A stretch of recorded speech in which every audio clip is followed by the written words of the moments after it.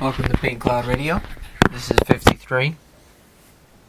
And so with this whole thing of diminishing effect, as you saw, we're going to build up to good temperance people have to answer questions more. It's true. A lot of people say, that person has good temperance. Good temperance. Good temperance. Okay, so what? Now, I'm not trying to acknowledge or disacknowledge anything right here, but it is true that people always say that about people who don't do anything. And I'm not saying that that's a horribly bad thing. Oh my God, somebody's doing nothing. There's a lot of people do nothing, and more from the people who are not good temperance. Good temperance people, they'll have to answer questions more. I've heard it. I've heard it enough.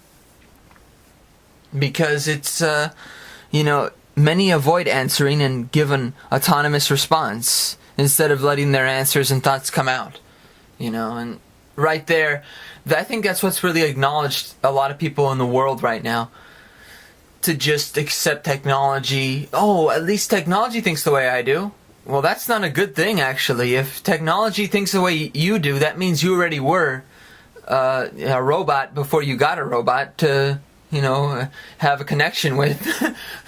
It thinks the way I do. Well, no, actually, you think the way it does.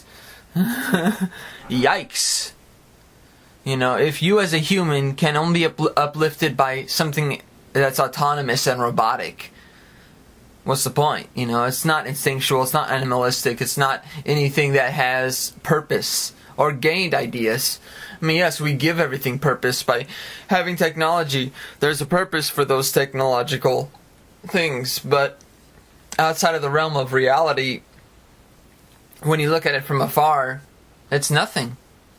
It doesn't do anything. It doesn't do anything for the trees, doesn't do anything for the ocean, doesn't do anything for the planet, for the atmosphere, for science. Well, for the universe. It doesn't really do anything. Sometimes it just makes us happy. And I think that's what I mean by good temperance people have to give answers, because when you ask somebody who's good temperance a question, they'll give you an answer that is probably quick, quarterly, and subjugated with most basic premise. It's easy enough. Throw it in your face like that. You don't need any other things. You build one idea. As with the structure of minds, you build an idea. But if you don't collect those ideas that you build, what's the point of having them? Well, I think that way, but I'm not going to collect them in any way. I'm not going to serve a purpose of these ideas. I'm just going to collect and build these ideas and forget about them. Then what's the point?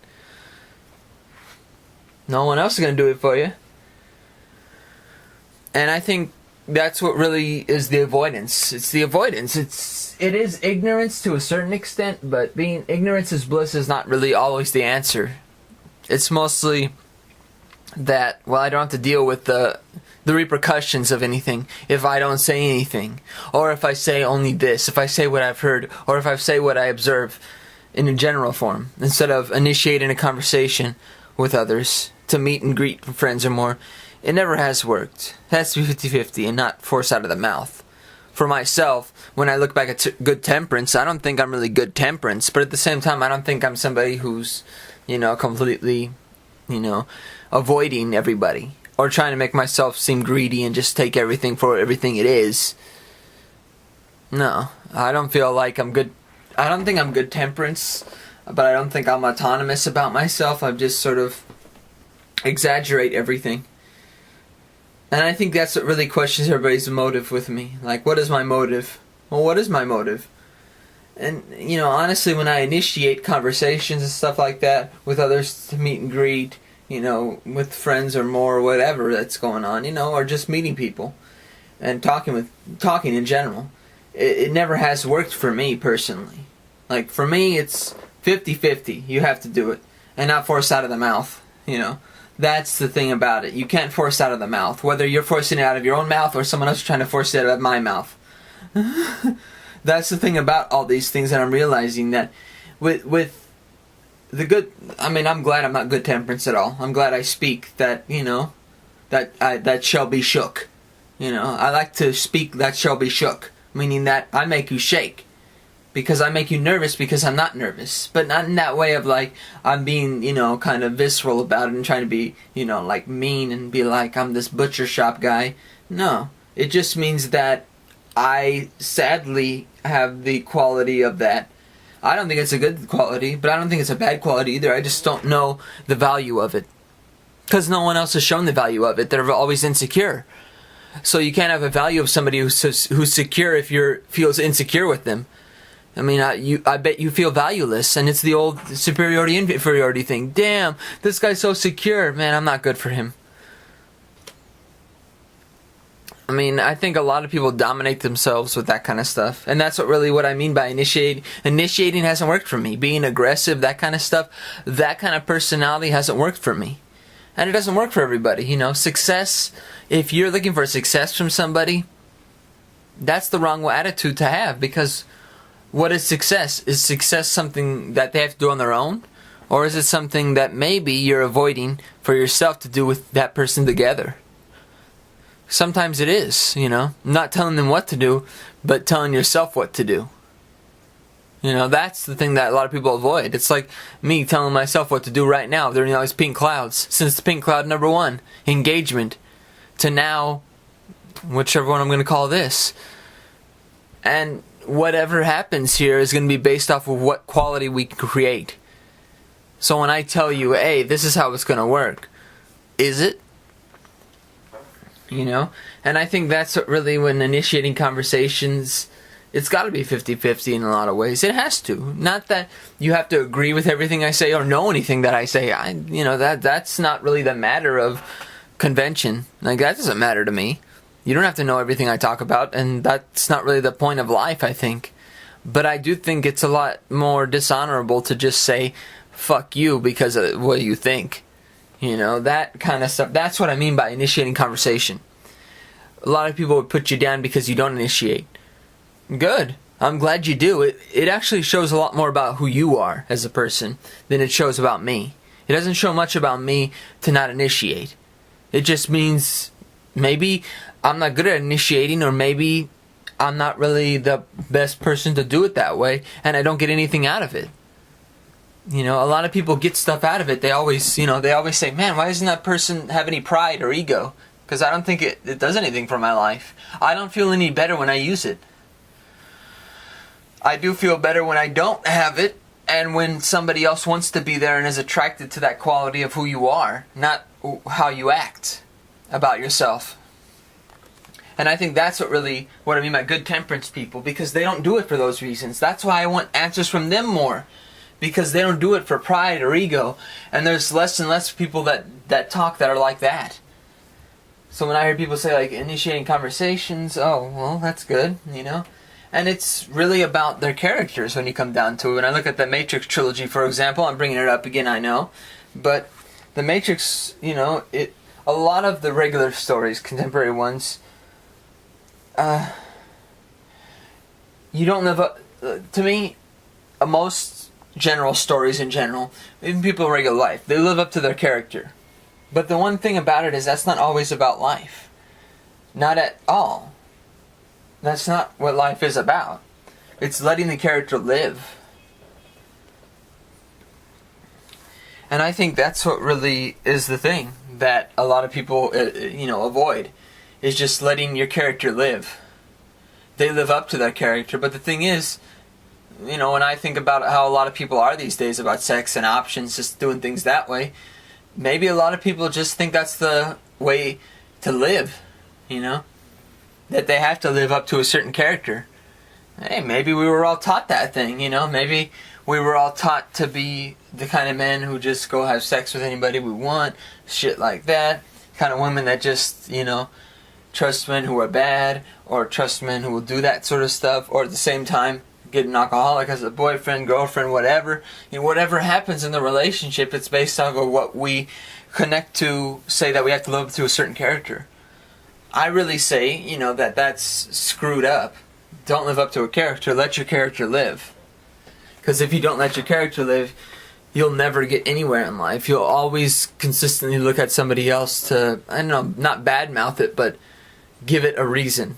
You don't have your own reason or purpose that you've created. You let other people, other things in the world create your purpose and reason, when it has to come from you in a lot of ways. Yes, there's a lot of things in our lives, like just like good temperance people, and you can look at that, to say the least, that if you can't give answers honestly and forefront, at the same time, we're all locked into choiceless awareness. I was born into this system.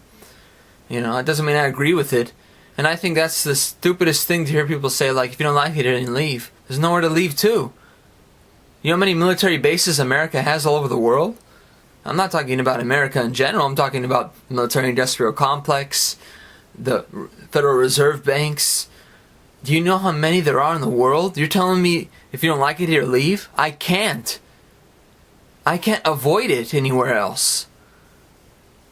I think a lot of people, they try to demonize anybody who doesn't like democracy, but democracies have failed so many damn times. How can you demonize something that's that?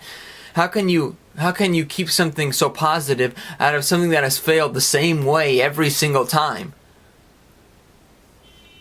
You know, it's like the story of the man who was pushing the rock up the hill. He had to do it again and again. It fell down again. He had to push it up again and again. And it's the old story, repeating. Just keep on going up that hill, and the boulder rolls down again. You have to go back down and push it back up. Is that all you want to do your entire life? Keep on pushing the boulder back up? The same boulder? Yeah, you'll get over a relationship with a man that's abusive, but the government? Never. You'll defend that to the death. And I think that's what really this is about. Having answers for something doesn't necessarily mean you have answers to change it. And I think a lot of people say, well, we can't change things. So they avoid the fact that, well, it's not really about changing things, but I'm not going to change who I am to make everybody happy and avoid this. You know, if you really believe that there's no way to change things, you don't have to tell me that. But I'm not going to change just so you don't have to change. If you don't want to change, you have a right. And no matter how strongly I speak about anything differently than you, it would never affect you, because you would be so autonomous to it, you would avoid it completely. You wouldn't have any emotions, feelings, or sensitivities to it. It wouldn't bother you at all. But here you are complaining about me speaking about something different. It means that I'm awakening the spirit in you. The spirit and the senses that you don't want to deal with. If you don't like that kind of stuff, you probably shouldn't hang out with me. Probably shouldn't invite me on your show here. But this is my show, but I'm just saying in general that when like in the Matrix, where my favorite conversation is probably the second one he had with the Oracle at the beginning, in the second one, the Matrix Reloaded, when he had the talk with the Oracle, when she said, you know, you're here to understand why you made the choice. And when you come down to it, that's what everybody's doing. They'll make a choice and they won't think about why they did. I did that a lot of times. But I figured out why I did. I figured out, actually, that's the whole point of it too.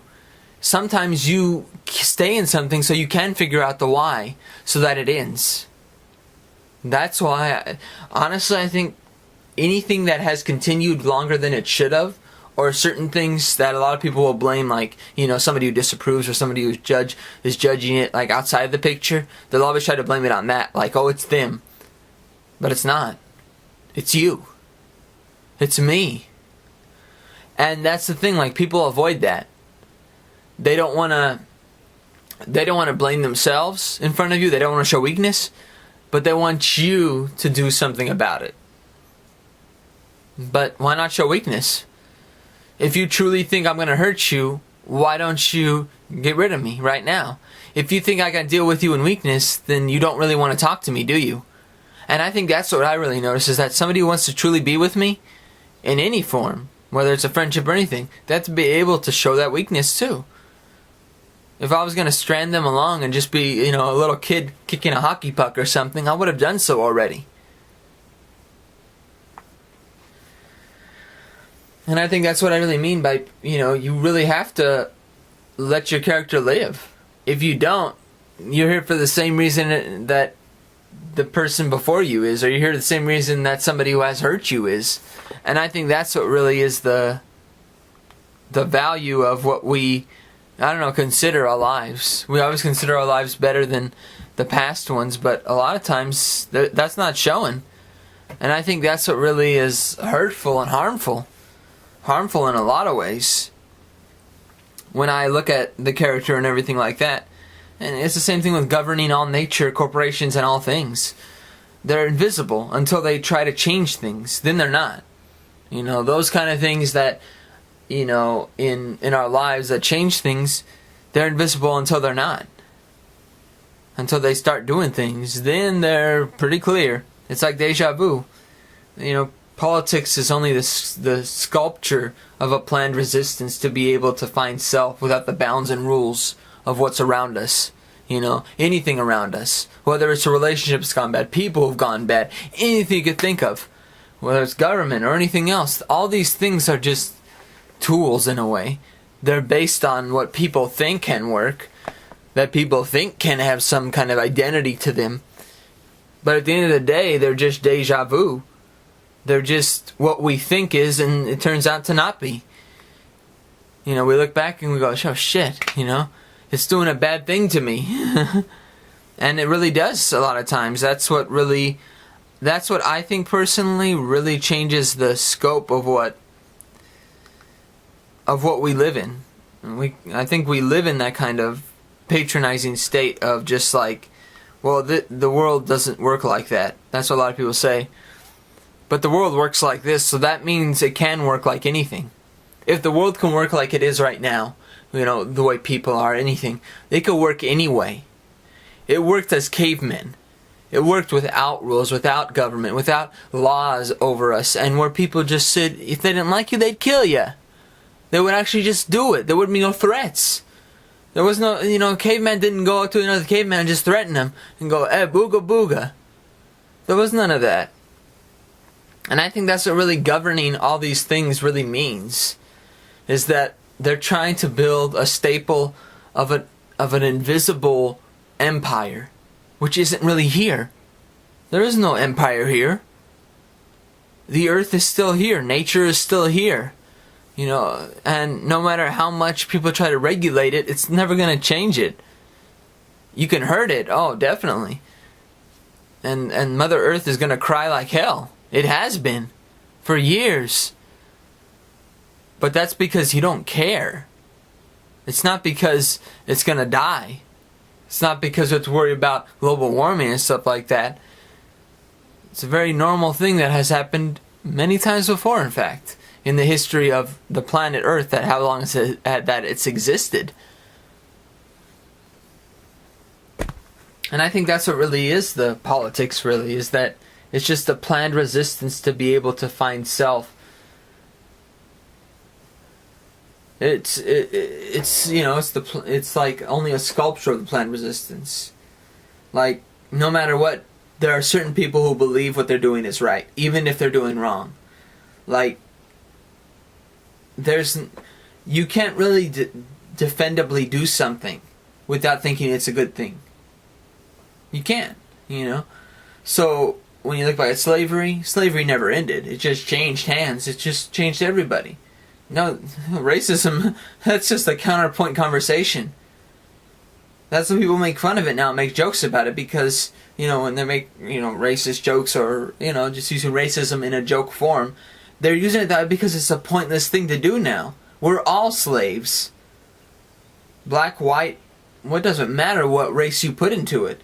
We're all slaves.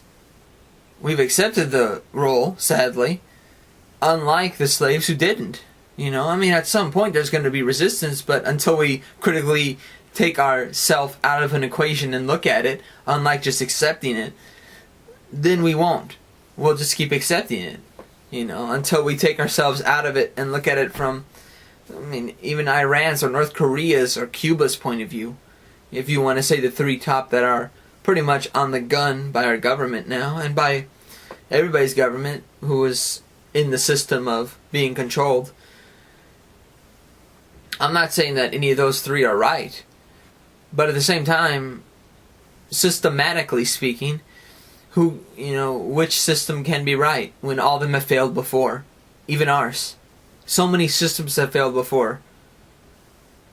That's the thing about it. Like, we get a win over by humiliation. That's how we win. That's how we control other countries. We humiliate them. That's what happened with Japan at the end of World War II. That's why we were able to create our own constitution for their country. We humiliated them. We destroyed their traditions. For what? Because they didn't agree with us? Oh, wow. It's a wonderful idea. And I think that's what really happens here, is that it's like the weak strong argument. Everybody makes that weak strong argument. Like, oh, the weak die, the strong survive. That's only because you want to be strong against weak people. That's the one thing I've always heard people say. The weak die, strong survive. Okay, well then why don't you leave the weak alone? If you're so strong, why don't you leave them alone? Oh, well no, because you don't have a good argument. Your argument actually shows how much of a narcissist and asshole you are, honestly. If you're gonna hurt weak people, what a wonderful life you live, I bet you're gonna feel very proud of yourself at the end of your life. And I think that's what really gets people in the sternum, in their heads and their hearts, like, oh, well, I'll worry about that at the end of my life. But that's what that's what adults have done for generations to get wealth. All the people who are well off, or anybody who gave into things, did it and said, well, let the next generation worry about it. But then everybody's going to be in the same mind state. They're not going to worry about it. Especially if you have the weak die, strong survive attitude, all the ways to be occurring rapidly. You break down in self and others. The critical can only hurt from choice. And it's made before the action. So when people say things like the weak die, the strong survive, it's really kind of like a choice already. They've made that choice of how they're going to treat people who are weak. There you go. It's a choice already. You've made the choice to treat somebody who's weak as inferior. But not only that, you've chosen to hurt those people. You know they're weak, and yet you're still going to hurt them. Well, that's wonderful. I mean, what do you think creates abuse against women or against anybody? I mean, you could talk any kind of relationship that you damn want. Even a woman with a man, a woman with a woman, a man with a man. Any kind of relationship, boom. The trigger key, they made that choice before they did anything. Before abusing anybody who was weak, they basically said, weak die, strong survive. They put it in their mentality to believe that. But now they're only hurting people who are weak. Well, you got to step on somebody to get to the top.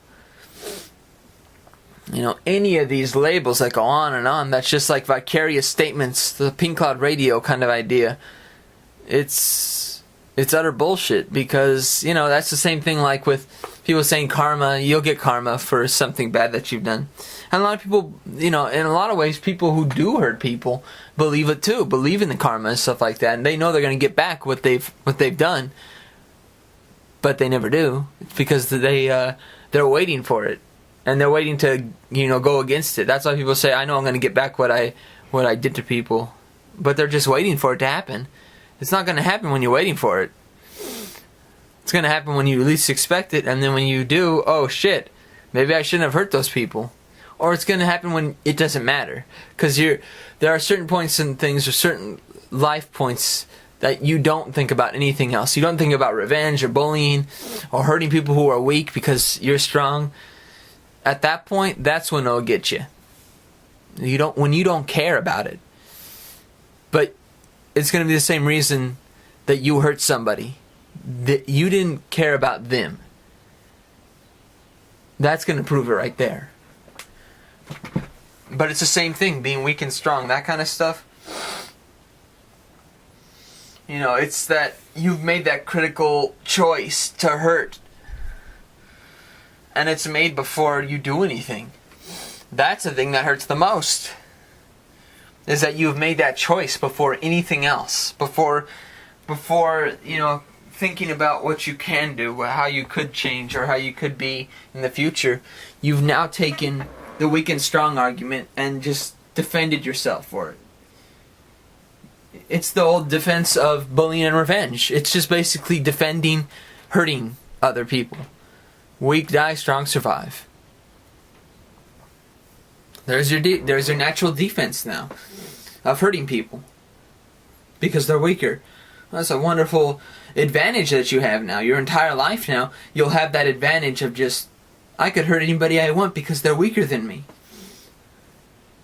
It doesn't necessarily mean they're weaker than you in all ways, but as long as you have an upper hand in some way, whether it's connections you have, whether it's, actual strength and muscle, or weaponry, or whatever it is that you have,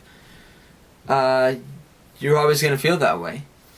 Till you don't have the advantage, then it's like everything falling into place. It means you have to fall to pieces to get to that place. It's true, I think about that, everything falling into place. And that's what I did, that's what I do sometimes, is I shed all that is about me, and so I have to always do the same. Sadly, other times it's because of how they're, another person's acting. They don't want to take the responsibility to end something, so they put it on you, You shed all that is about you, and so I have to always do the same. There you go. And I think that's really the mentality of a lot of people, that they want to take the responsibility for only themselves, in themselves. Not any action they do outside. No, they don't want to take responsibility for that. But they'll take responsibility for at least what's inside them only. So any effect they have on the outside world, nope, you take responsibility for that, Marcello. You take responsibility for that, Pink Cloud Radio. I have to take responsibility for what's inside me only. That's it. But your actions on the outside world are affecting things. You have to take responsibility for that. If you don't want to, then why do it? Why get to know anybody? Why spend the time talking to somebody in any form? If you're only going to say, I got to take responsibility of only inside me. That's not how I feel. But that's because I actually know my effects are hugely immense on the outside world. No matter how small, I could hugely, immensely give a big effect. Chris Dorner was a show of that. Show of hands for everybody, for this man. Anyway, but everything falling into place, it only happens when you fall to pieces. And I have fallen to pieces many times, waiting to fall into place. But that's okay. I'm in the middle of nowhere right now. I'm confused, middle of nowhere. It's fun. It's fun. And it's fun to always look at things in the way that other people have, to see their characters, how they truly are, and how they won't take something seriously unless you do it yourself. Sorry if I actually care more to understand why you don't want to take responsibility for the actions you put on everybody else, and I do. I apologize for that. Damn, I apologize for being responsible. Even the most minute extent, that's the responsibility that matters. It isn't the responsibility of cleaning your and doing your damn chores. Give a fuck about that. Leave that alone. Worry about this, because this is more important. Disapproval, judgment, doesn't matter. End of the day, they're still going to feel that way. But what you do with what you should be responsible for is going to have a bigger effect than anything else. And if you don't do anything, if all you do is say, I have to take care of only myself collectively inside, ooh, have a good life. Because you're not going to find much that way. But everything's going to fall into place after I fall to pieces. Been doing that for years, so I enjoy falling to pieces, but, it gets a little old, At some point, you don't want to just keep falling to pieces. That's all. Not bored of it. It's fun. But definitely the repetitive cycle, the vicious cycle, sadly, it comes from the astute people who don't want to take responsibility for something they do outside of themselves. But they're doing it inside of themselves. They're not doing it outside of themselves. So they can never fix who they are inside. Meaning that even if they take responsibility for their own feelings, they're just destroying themselves more. Because they're not taking responsibility for what they did with those feelings. For what they did with everything they feel. If they don't take responsibility for that, what's the point? They're not going to get anything inside or outside of that. It's like destroying somebody's purpose also creates revenge. It does. You know, if I destroy somebody's purpose in their life, it's going to create revenge. But at the same time, there is a sort of two-sway in that. Because if somebody's purpose is to hurt me, I have to destroy that purpose. You know, if all you want to do is just take the gun and shoot it at my face, even if it's not a real gun, let's just say metaphorically or whatever bullshit like that, let's just say it's something else. Yes, I have to destroy your purpose, I'm sorry, you know. But if you want to hurt me, if that's all you want to do, then you're engaging in something you're going to lose. Not because I'm a strong person, because I'm a weak person. That's it. That means I have to go away from you. You know, I apologize for you feeling frantically annoyed that I don't want to stay there to get destroyed by you. I apologize. You know, I definitely apologize. I'm sorry that I can't let you get through your purpose in life. But if that's what your purpose is, ain't about me. It ain't about me. It was there before I got there. I think that's what I've noticed a lot, is that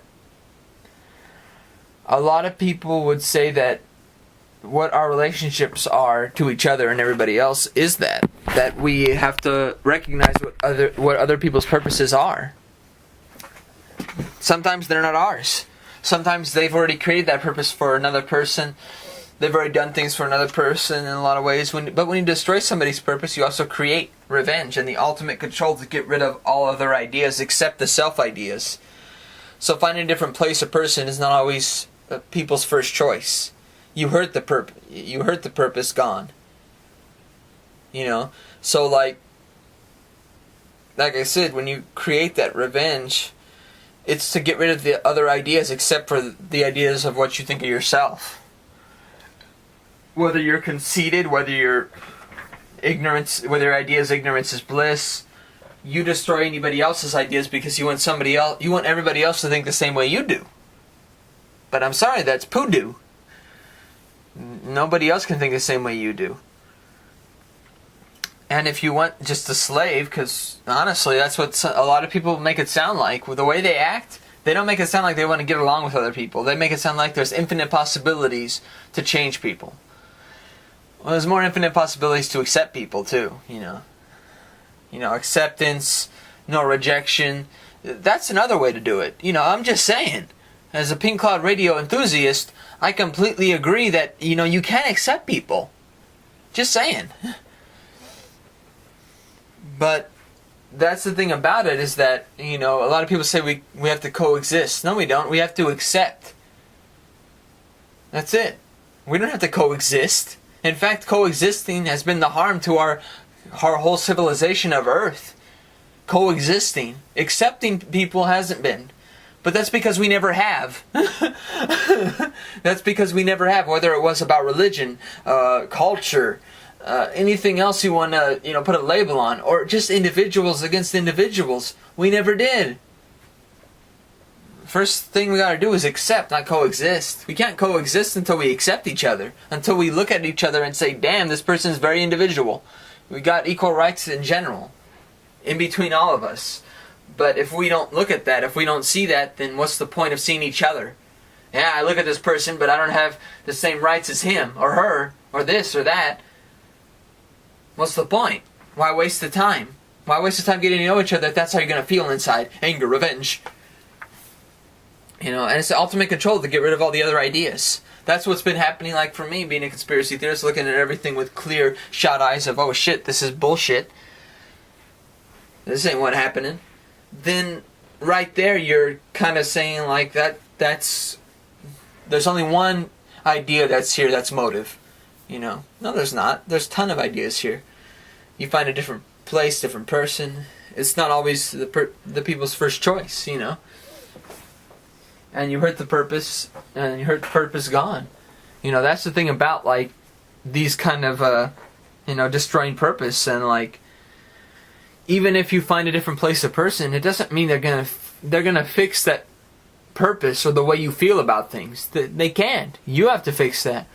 And I think a lot of times, if we're too inward about ourselves, There we go. I'm gonna say it. If we're too inward about ourselves, we can't objectify how we treat other people. We're always subjective about ourselves and saying, why can't they fix me? Why can't they fix me? Why can't they fix me?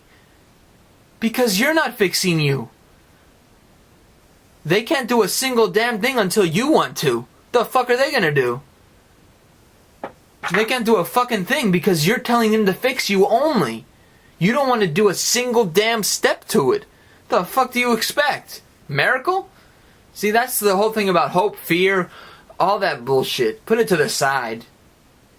Here I am, here you are. If you want to fix this, let's fix it. It's like a car. You have to fix every single part of it. Change a transmission every 5 years. But if you don't spend the time to do that shit, what are you going to do? You're going to keep on blaming other people for something you're saying you take responsibility for? You don't even take responsibility for it, and you're telling everybody else to do it. People say don't get on my insides, don't get on the inside of me. Don't get inside my brain. Yet, at the same time, they want you to fix them inside. Well, if you won't let me inside, how am I supposed to fix you? Let's see. Oh, improbable cause right here. Improbable.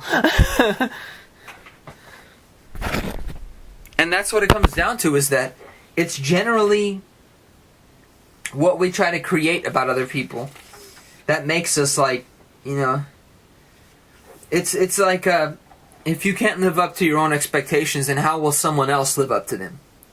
You know, negative thoughts and feelings influence a lot. But when it comes down to it, it's true though. If like you can't live up to your own expectations, how can you expect somebody else to live up to your expectations? I'm just always thought about that kind of like mentality of like, oh, you know, I want this person to live up to these expectations. But you don't even live up to those expectations that you want personally for yourself. How do you expect that person to even live up to expectations if you can't live up to your own expectations? You know, when I look at that, I always think like, what the fuck? Yeah. But I always think about it in that way of like, being a Pink Cloud Radio, that if you truly want a person to be who they are, you can't have expectations of them. You know, why would you want to know them if you just have expectations for them? You know, that's, I don't know, personally, I take that as like, not like an offense or any bullshit like that, or that I have to have a defense about it, but like, it's just hard to believe that you would want to spend the time. Like that, you could really use any person for that. You don't need like a special sort of person to do that with. Like anybody who would accept that, you know, living up to your expectations is right for you. You know, that's what I think is meant by anybody can be with anybody, is when your expectations can be met that way. Like if somebody else can live up to those expectations, that's where it really comes into fit and form, is when somebody does it that way. And I think, like, if you can't live up to your own expectations, then how will someone else live up to them? You know, negative thoughts and feelings do influence a lot. And I only say that at that point because a lot of times the kind of, you know, expectations that are put on, they're not all, you know, it doesn't leave a positive mark. It doesn't make me go, woohoo, this person had expectations for me. Wait a minute, do you know anything else about me besides working with me at McDonald's or seeing me at school and, you know, working with me in a classroom or something like that? Or some other bullshit like that. That's all you know me as. Or seeing me at home even, just that alone. It's not enough. And if you have expectations of other things, of other places, of other worlds, your negative thoughts and feelings you influence a lot, you know? To me, it just turns me down. If you have expectations going into it, bye-bye. Have a good life, you know. Sayonara! Sorry, you know. Daikirai. Daikirai. I hate it. Japanese for you, motherfucker. But it's true. It's not really an identity of creating a better person. You can't really create a better person by just saying, oh, they're going to be here forever for me. Well, why can't they be there forever for you as themselves? Not just living up to your expectations. I understand the difference between being with somebody that truly makes you happy. But at the same time, if it's about making your expectations, then it's not really a relationship. It's just a dog. It's just those kind of things. It's just something that is convenient in a lot of ways, that you could just buy. Go to a pound, pick up a dog. Get a mirror. I mean, in true reality, that's what you would need. There's a special someone, but if that's not special someone to you, if all it is expectations, then it's not really a special someone to you. That's what I think when I think about like expectations and things like that, that a lot of times it's just people just trying to give themselves a depth of character, but at the same time they're ruining their character because they're basing it off of something that they know only. That's the thing about it. Like, a lot of people give themselves a depth of character over things that are very unanimously only theirs. Like, it has to be unanimous, but there's only two people here. It can never be unanimous. It can only be unanimous if you force somebody to just live up to your expectations. If you treat them like shit. There, I've said it. But if that's how you're going to do, you're basically, it's a subconscious, it's like subconscious can play tricks on you, It's a very powerful thing. I've been played with since I was born. Money, movies, TV, people, lazy, bored, rich, poor. And at the same time, I participate and fuel the fire towards it and away from it. I have not learned to break away from the two sides yet, in a lot of ways. I haven't. But in a lot of ways, I'm learning right now. I've been learning that you can't use the two sides to create an argument anymore. Even my subconscious is realizing that. It's still lathered in it, and I think a lot of people are based on this psychology that we've, developed growing up. And I think that's what really creates the kind of oh, that's good, that's bad. And then when somebody says something different, oh, no, don't mess with my subconscious. But the subconscious plays tricks all the time. Maybe you're the one that's being played a trick on, not me.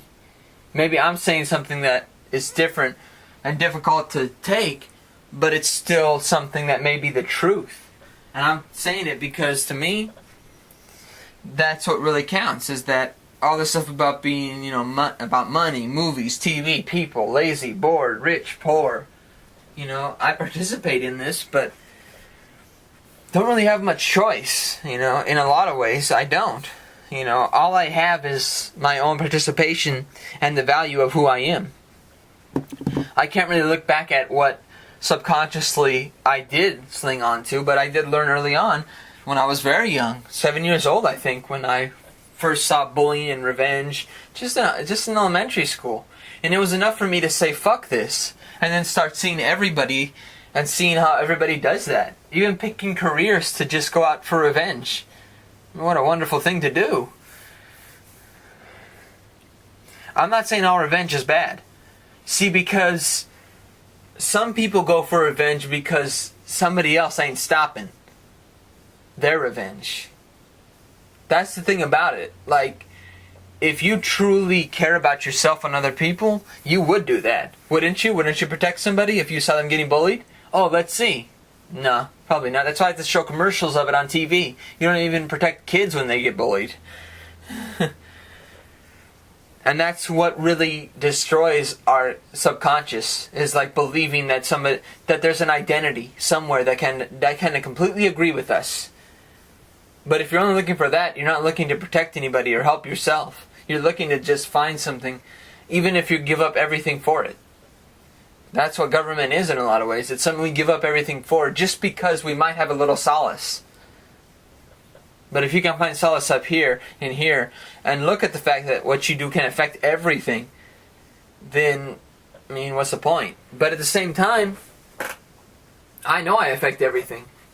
And I know my energy is very effective in how I act. But there's nothing I can do to tell you to say, hey, chill out, it's only Marcello. I can't say that. But I can tell you honestly, if you have had any feelings for me at one point, you have to understand that you built yourself on the fact that I am this person. So if you truly have any feelings for me, it would see past who I am. And you wouldn't be worried about anything. But if you're jealous, if you have anything like that, carrying around something, as such. Even going back to what I said at the beginning about having good temperance where you can't say everything. Then it's like, well, if I wanted good temperance, I would be that way too. I'd be good temperance myself. And I think that's what really, messes with people, is that, well, you have to understand I'm a different kind of person. Well, people say that all the time, but I wouldn't know where to start with that. If you're good temperance, you're good temperance. But at the same time, your subconscious can play tricks on you where you have to break away from even that. It's never about we just have to accept things. That's not showing that you care about anybody. That's, if you're just gonna avoid answering things, that doesn't mean you care. All this stuff, the two sides fighting, complying, rebelling, complying, they never work either. Accept it. Learn something different. Take care. Love.